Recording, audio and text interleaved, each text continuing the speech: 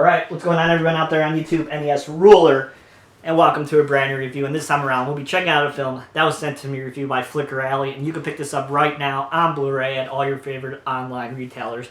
It is a film from the year 1930, and it is titled The Silent Enemy. So, this is a silent film, came out in 1930, which is, pretty much the deep end of the silent era. I mean, even as you get into 28 and 29, films were really just all about, talkies and silent films were on its way out. So, a lot of films that were coming out in 28 and 29 that were silent films were, mainly films that were, sitting on the shelf of these distributors who made them during the silent era, and one didn't think they were going to do well or whatever the case might be. And in 28 and 29, they ended up releasing them and putting them in small theaters because a lot of people weren't really going to silent films anymore. I just saw a film last week called The Wind, which was made by Victor Sjöström, who did The Phantom's Carriage. And that's one example of a film that was made in the mid-1920s by MGM, and then it was put on the shelf, and it came out in 1928 towards the end of the silent era, and basically was never seen, and which is unfortunate because that's a really interesting film. So this film came out in 1930, which is way past the lifespan of silent films. But it makes sense why this is silent. Once I get into the narrative, it makes sense why I would have intertitles and not actually have dialogue. There is some dialogue at the beginning of the film by the chief of this Native American tribe that we follow throughout this film.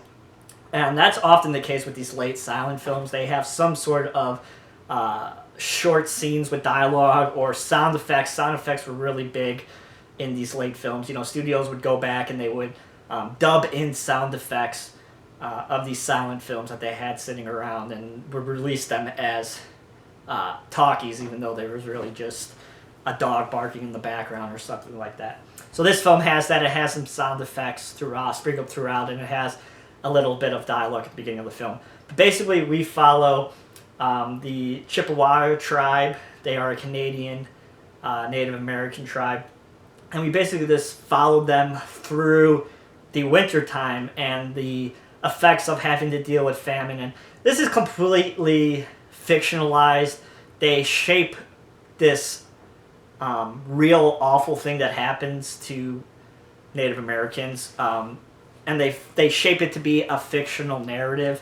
I mean, when you really watch this, I would assume that most Native American tribes are going to be pretty well prepared for winters, and they had to shape somewhat of an interesting narrative with this, so they went the route of this tribe not having enough food and, them going out to hunt and not being able to find any game or anything like that. I understand that they had to wrap somewhat of a narrative around it, so that's the narrative that they went around. And we follow the doctor of the tribe, who's a little bit of an SOB. He thinks he's the man and he's the leader of this tribe and all this other stuff, and he is going against the left-hand man of the chief that we see at the beginning of the film. And this left-hand man, he's more positive that they're going to get out of this famine and things like that, and they're going to survive the winter.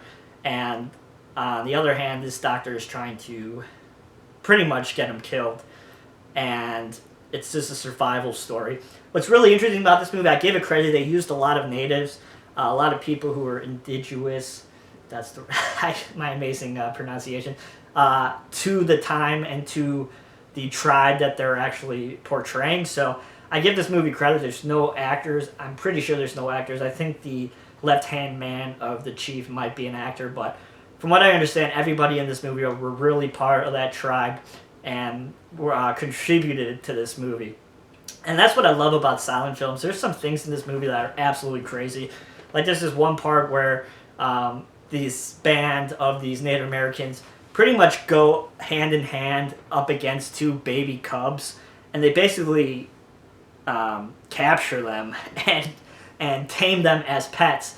And you can't fake that back in the day. They're really picking up these bear cubs and dragging them along and throwing them along, whatever they do throughout the movie. It's quite impressive, and you could tell every game that gets hunted in this movie and gets killed, that's all real too. You're not really faking that in this time period. So if you don't like seeing animals get hunted and things like that, you're probably not going to like this movie very much, but there's a lot of it in this movie. But, that was just part of the life and part of survival. You can't knock these people who are living off the land and doing what they had to do to survive. And the fact that this is covered in this movie is it's a piece of history. And even though they try to wrap this narrative around this movie and try to, make it fictional, these people really did struggle like this. And to have this captured on film is amazing. And for a long time, this movie was really hard to see. There was versions floating around on the internet, but a lot of the time they were really poor quality. And then a couple years ago, or a little while ago, they found a print, and Flickr Alley went ahead and restored this, and we have this new edition. It looks absolutely fantastic. If you guys have watched silent films on Blu-ray, you know what to expect. You're going to get that natural film grain to it. It has that look and that feel, but the image is so strong. It looks really, really fantastic. I mean, to restore a film like this, which has had a not so solid print before, is awesome. And unfortunately, that's the only way to see a lot of these silent films. Like I just said a little while ago, that Victor Sjöström film, The Wind, that I saw, that movie you could only see on 35 millimeter. I mean, it played on TCM, but besides that, the only way to see it is on 35. And films like this was the case up until this release came out. So, whenever I see silent films come out, I always try to pick them up because I'm a huge fan of silent cinema. I really respect what these filmmakers did and what they had to do to make their films made. And we have it easy compared to some of these filmmakers. I mean, some of the things are just absolutely amazing. And the fact that you could tell it was so cold when they were making this film, I mean, it was absolutely brutal. And the fact that the film survived, somehow they were able to get it back to the studio, and the studio was able to piece it together and release it. It's just a remarkable feat. There's not too much info about this, how that happened. I would have loved to see or read some history about this movie, how it was able to survive like that and get shipped back to Paramount and ultimately released, because Celluloid back in the day, and even as it started to fade out, really does not get along very well with the cold. So the fact that this even survived, really, really cool. And just a really nice release from Flickr Alley. It has a brand new orchestra track on this film, as well as a more time-appropriate, original kind of orchestra score to it. I watched it with the new score to it. I've seen quite a few films now scored live. Always a really enjoyable experience.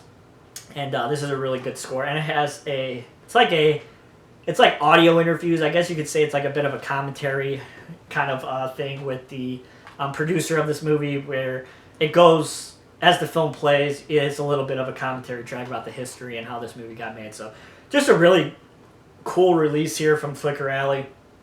I'm really excited to review this one for you guys, and hopefully as time goes on, they keep on continuing to release these silent films, because nobody in the game does silent films better than Flickr Alley. So I'm really excited to see what they release going forward. I have another silent film that they sent me that I'll talk to you guys a little bit later about, but for now, Silent Enemy, I really recommend it. It's a really interesting piece of history and a little bit of a remarkable piece of cinema history as well. So that is my review of The Silent Enemy. I forgot to say, you have your Blu-ray disc, and then you get a little bit of a booklet. It's like a foldable 5 or 6 page booklet that talks a little bit about the film and some of the history when it came out and what people thought about it. So always love those kind of booklets. So that's my review of The Silent Enemy. If you guys like this review, please give it a thumbs up. And as always, you can follow me on Twitter at twitter.com/NESRoller22. Hope everybody's doing well, and I shall talk to you guys soon. See you guys.